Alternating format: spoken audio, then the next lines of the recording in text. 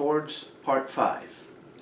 In Part 5 here, I want to show you another chord, and that chord is D6 or D6th. And it sounds like this.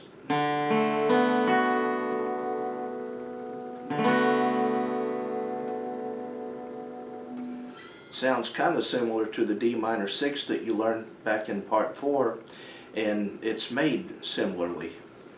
So, as far as how to play the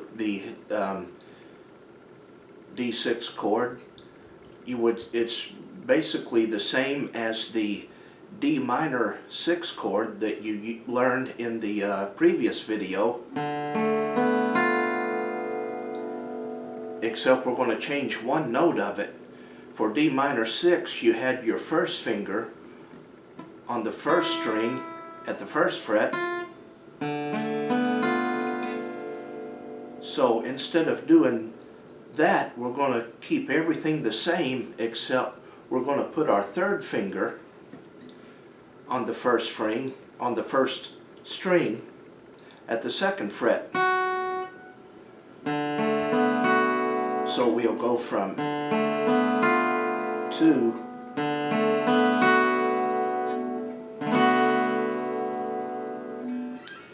now breaking the D minor 6, or excuse me, breaking the D6 chord down one string at a time. There's no minor to this one, it's just D6. We have our fourth string open, and on the third string we would put our second finger at the second fret,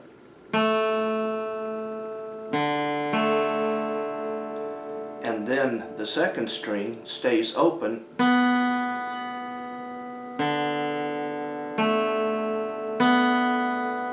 and then on the first string we would put our third finger at the second fret.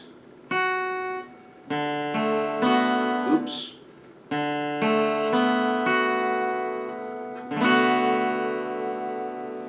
And that's how you play D6.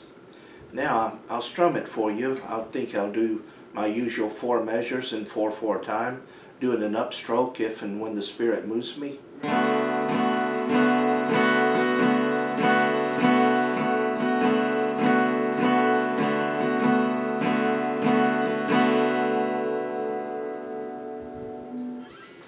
And one potential pitfall I want to warn you about for this chord, and really I should have brought this up back in Part 4, but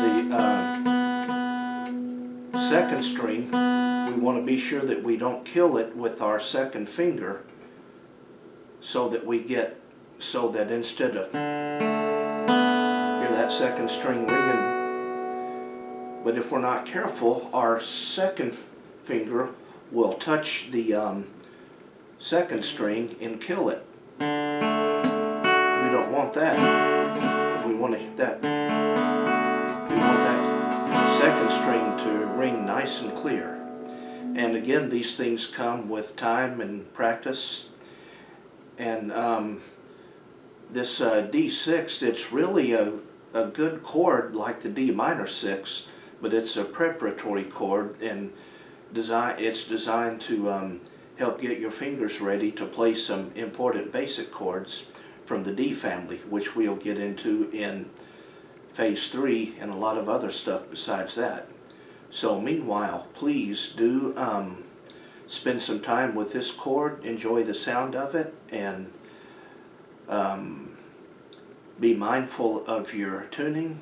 And if you do any upstrokes, try to get it in time so that you're not late for your next downstroke. Otherwise, enjoy the sound of this chord, and I'll see you in Part 6.